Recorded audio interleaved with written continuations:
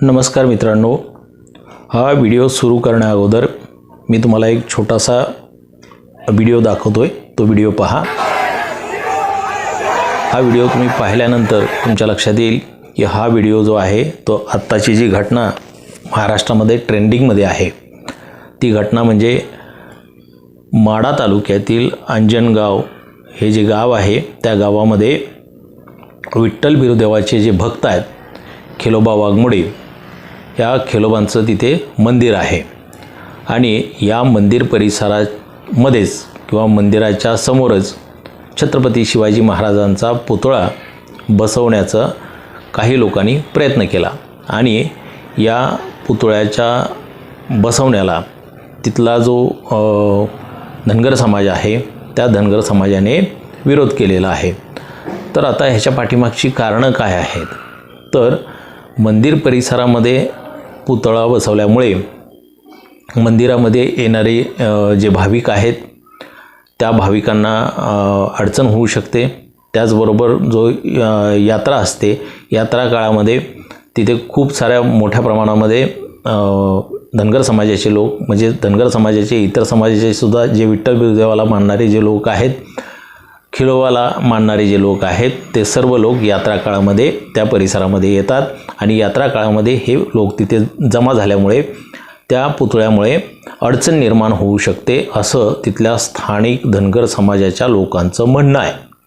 परंतु मराठा समाजामधल्या काही लोकांनी किंवा काही व्यक्तींनी असा आग्रह धरलेला आहे की पुतळा जो आहे तो पुतळा त्याच परिसरामध्ये बसला पाहिजे, मंदिराच्याच परिसरामध्ये पुतळा बसवला गेला पाहिजे। अशा पद्धतीचा आग्रह जो आहे तो मराठा समाजाच्या काही व्यक्तींनी धरल्यामुळे तिथे काय झालेलं आहे तर आता धनगर समाजाकडून आंदोलन सुरू झालेलं आहे की मंदिर परिसरामध्ये पुतळा बसवू दिला जाणार नाही किंवा बसवू नका अशा या गोष्टीकरता धनगर समाजाकडून आंदोलन सुरू झालेलं आहे। आणि त्याच बाजूने विरुद्ध बाजूने मराठा समाजाचं आंदोलन सुरू झालेलं आहे की पुतळा जो आहे तो छत्रपतींचा पुतळा त्याच परिसरामध्ये बसवला गेला पाहिजे। यामुळे काय झालेलं आहे तर गावामध्ये तणाव निर्माण झालेला आहे आणि या तणावाच्या पार्श्वभूमीवरती मोठा फौजफाटा, पोलिसांचा फौजफाटा तिथे तैनात करण्यात आलेला आहे। दोन्ही गट जे आहेत ते एकमेकाच्या समोर आलेले आहेत आणि काही तणावपूर्ण परिस्थिती तिथे निर्माण झालेली आहे। तर धनगर समाजाचे नेते लक्ष्मण हाके हे तिथे गेलेले आहेत आणि लक्ष्मण हाके तिथे जाण्याला मराठा समाजाकडून तिथल्या मराठा समाजाच्या तरुणांकडून विरोध करण्यात आलेला आहे आणि हे आंदोलन आता धनगर समाजाच्या बाजूने पण सुरू आहे आणि मराठा समाजाच्या बाजूने सुद्धा आंदोलन सुरू आहे। तणावपूर्ण स्थिती निर्माण झालेली आहे।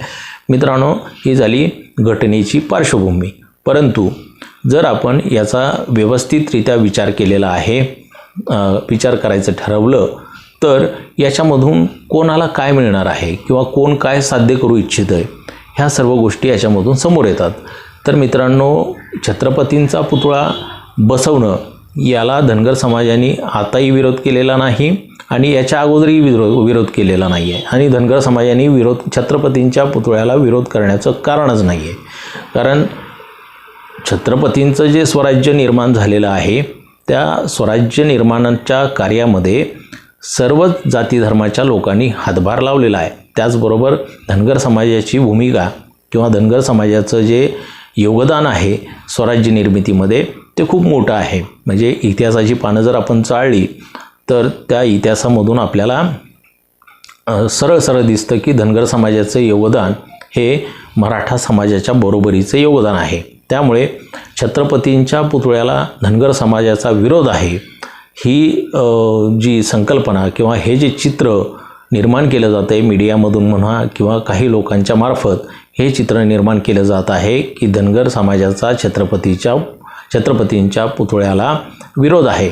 तर असं बिलकुल नाही आहे। धनगर समाजाचा छत्रपतीच्या पुतळ्याला विरोध असण्याचं कारण नाही। छत्रपती आणि धनगर समाज हे एकजीव झालेले आहेत।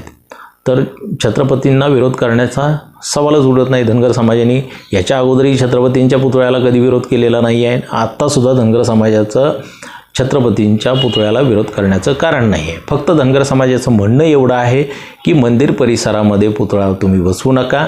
मंदिर परिसरामध्ये पुतळा न बसवता दुसरीकडे तुम्ही तो पुतळा बसवा की जेणेकरून येणाऱ्या भाविकांची अडचण होणार नाही आणि तिथे जास्त गर्दी होणार नाही आणि पुतळ्याचं सुद्धा पावित्र्य राखलं जाईल, अशा पद्धतीची भूमिका धनगर समाजाची आहे. परंतु मराठा समाजातले काही जे लोक आहेत ते लोक त्यांच्या मागणीवरती अडून बसलेले आहेत की पुतळा इथेच बसवायचा आहे, त्याच्यामुळे इथे तणाव निर्माण झालेला आहे. तर माझं सांगणं आहे की मराठा समाजाच्या सुद्धा लोकांनी ह्या गोष्टीवरती अडून न बसता सहकार्याची भूमिका ठेवली पाहिजे. धनगर समाज आणि मराठा समाज हे एकमेकाचे भाऊभाऊ आहेत. मराठा समाज हा मोठा भाऊ आहे तर धनगर समाज हा छोटा भाऊ आहे. धनगर समाज आणि मराठा समाज यांचे जे राजकीय संबंध आहेत, जे नातेवाईका सोयरिकीचे संबंध आहेत, हे पूर्वापारपासून चालत आलेले आहेत. म्हणजे आपल्या सर्वांना माहिती असेल की खुद्द शाहू महाराजांनी त्यांची बहीण जी आहे ती होळकरांच्या घरामध्ये दिलेली होती. त्यामुळे धनगर आणि मराठा हे दोन्ही समाज वेगळे नाही आहेत. दोन्ही समाजाच्या चालीरीती परंपरा जे काही आहे ते सर्व एकसारखं आहे. दोन्ही क्षत्रिय समाज आहेत, दोन्हीही लढवय्ये समाज आहेत, दोन्हीही समाजाला एकमेकाबद्दल आदर आहे.